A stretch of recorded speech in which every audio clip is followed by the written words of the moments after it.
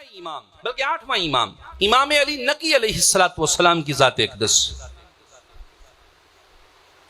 بادشاہ نے اپنے وزراء سے مشورہ کیا، اپنے وزیروں سے مشورہ کیا کہ کس طرح ہم یہ جو وقت کا امام ہے علی نقی علیہ السلام، اس کو ہم کس طرح معاذ اللہ شہید کر سکتے ہیں، قتل کر سکتے ہیں، کوئی مشورہ دو. ہم نے ہر طریقہ اختیار کر لیا ہے کہ ہم امام علی نقی علیہ السلام کو شہید بھی کر دیں، معاذ اللہ ان کا صفایا بھی ہو جائے اور ہمارا نام بھی نہ آئے.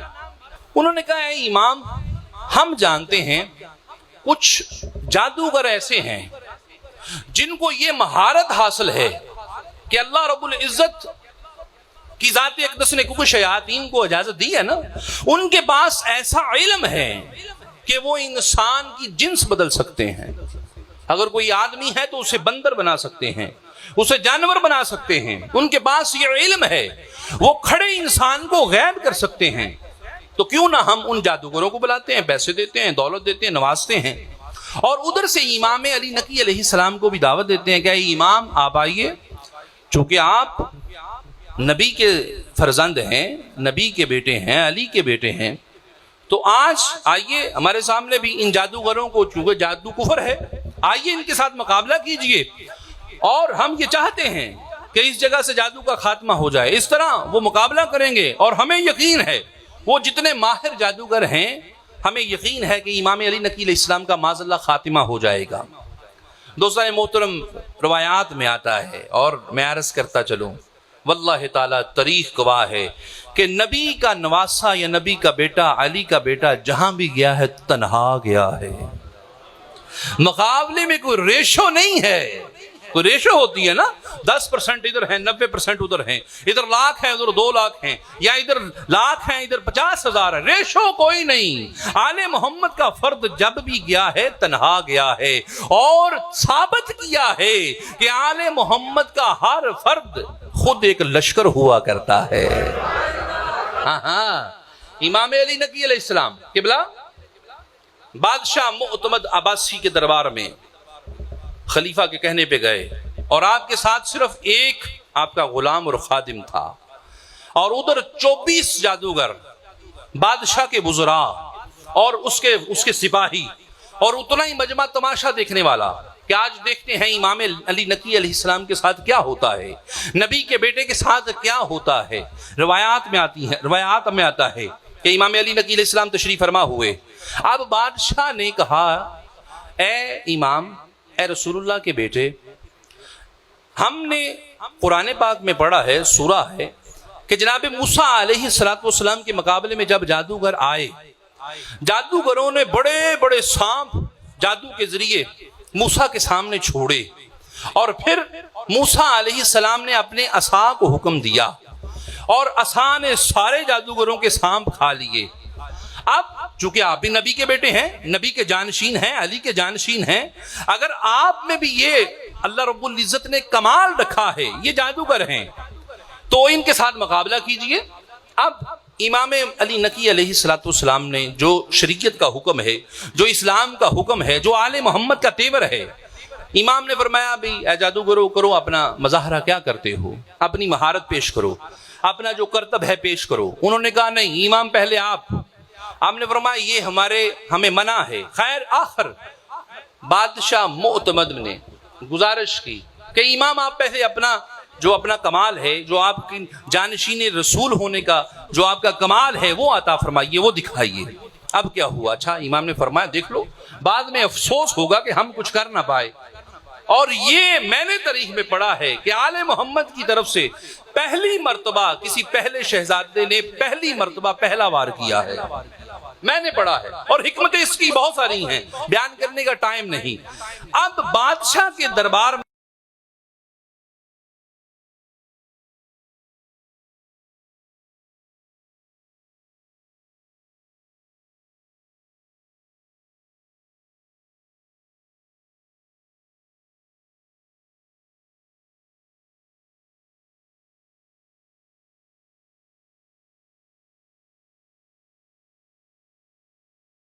بادشاہ سے پوچھے اللہ کے بندے کلین نہیں چھوٹا رکھ لے، تمہیں نہیں پتا کہ کس کو دعوت دے رہا ہوں؟ اب کلین تھا بہت بڑا، اس کے اوپر شیر بھی اتنا بڑا۔ اب امام علی نقی علیہ السلام نے اس شیر کی طرف حکم کیا، اشارہ کیا اور فرمایا اے شیر بِإِذْنِ ہی میرے اذن سے نکل اور ان جادوگروں کو کھا جا۔ امام کا اتنا کہنا تھا، اس کلیم کی تصویر سے وہ جو شیر تھا پتہ نہیں کیسا تھا، دھنگا تھا بے دھنگا تھا، بنانے والے کاریگر نے پتہ نہیں کس طرح کا بنایا تھا، لیکن امام کا حکم ہوا وہ شیر کلیم سے نکلا اور نکلتے ہی ان 24 جادوگروں کو کھاتے ہوئے پھر کلیم کے اوپر چلا گیا۔ اب بادشاہ نے کہا اے جانشین رسول، اے علی کے بیٹے، یہ بڑا کمال ہے۔ لوگ ششدر گئے، حیران ہو گئے، یہ ہوا کیسے؟ کلیم سے ایک شیر نکلے اور سارے لوگوں کو کھا جائے، یہ کیسے ہو سکتا ہے؟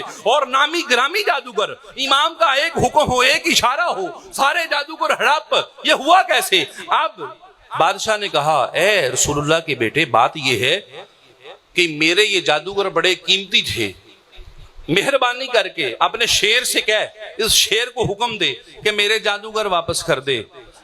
امام علی نقی علیہ السلام نے فرمایا اے بادشاہ سن، تو نے حوالہ دیا تھا موسیٰ کا، اگر تو موسیٰ کے عصا نے فرعون کے جادوگروں کے سانپ نگلنے کے بعد واپس کر دیے تھے تو میں بھی حکم کرتا ہوں وہ واپس کر دے گا۔